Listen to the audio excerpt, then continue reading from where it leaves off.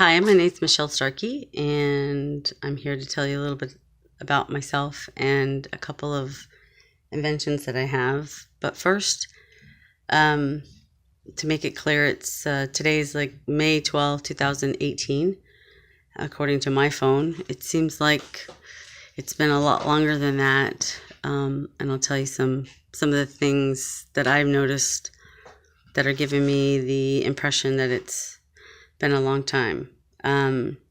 First, I worked at a master builder for about a decade, and I was a business analyst. So I basically was a liaison between business and IT. So really good at basically not making it sound simple, a process, an IT initiative, and making it sound like a simpler solution than what it technically is. And that's kind of my forte. After a decade working with the company, I went off on medical leave for, I think it was stress related or vertigo.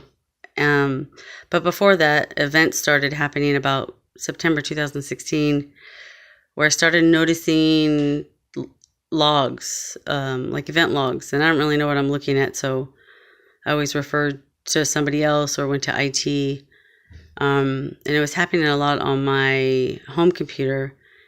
I went to a repair shop, and they were convinced that it could possibly have been hacked because Microsoft setting had a default settings that if your next door neighbor got an update, you would get an update, which is false, because after I started testing, I started looking into that, and I documented that that statement was actually false, because Microsoft default was no, and it's actually your own network. Like if, let's say you have like 3 computers, one for each kid, or if it's on the same network, could put a setting to say yes, and it would actually get an update from that computer instead of from Microsoft, kind of save Microsoft some time. So after September, I started looking more into the anomalies that I was seeing, and hired a private investigator actually, and started a fraud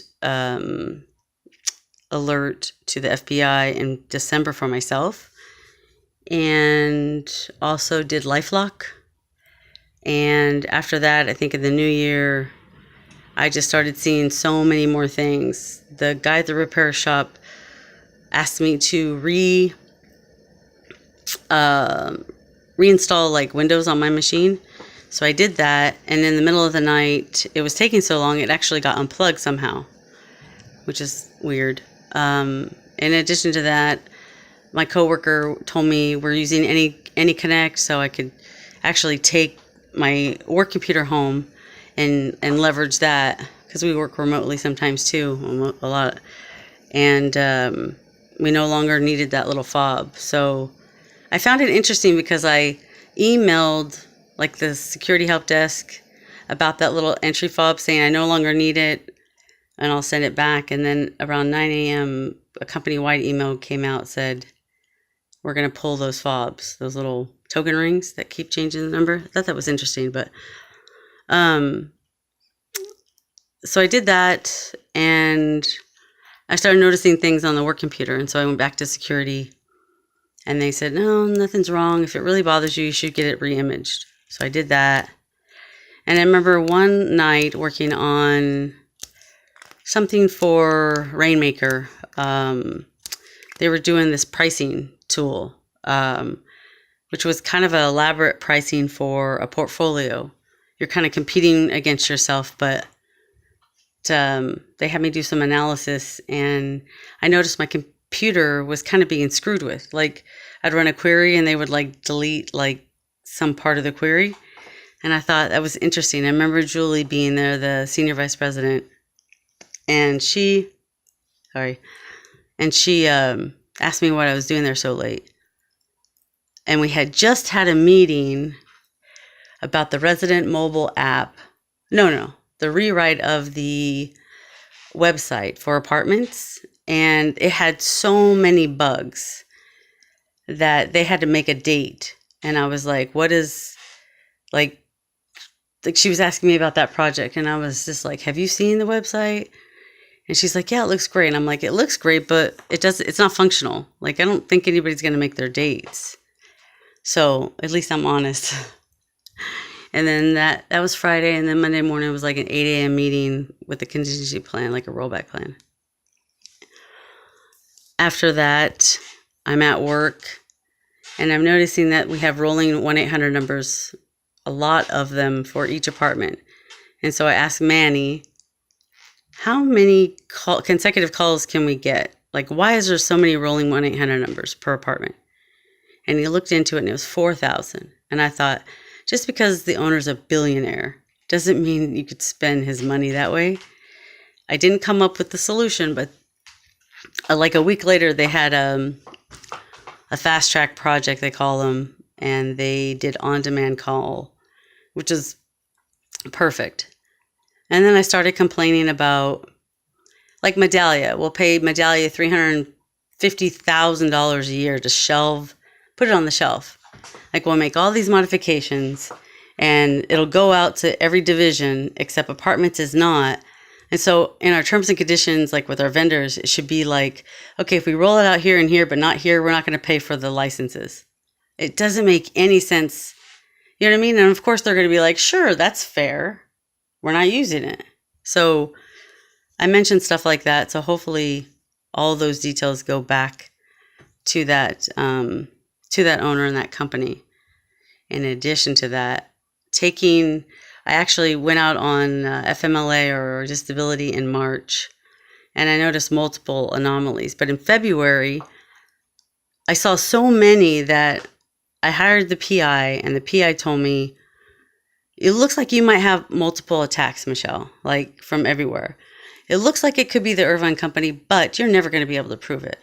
So that's the first thing I went to go prove. Got my cell phone, went to work, jumped on the Wi-Fi, hacked right away. So somebody at work spoofed the Wi-Fi and grabbed my phone. So I documented all that.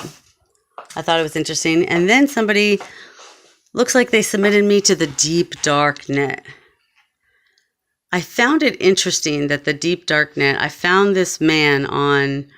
I was looking up like Irvine company cases because it had sounded like some case was going on, but nothing to do with me. He had a family, he had kids, and he was accused of looking at child pornography or soliciting himself on Christmas morning. And I thought, man, if I had to profile somebody, it would not be this guy.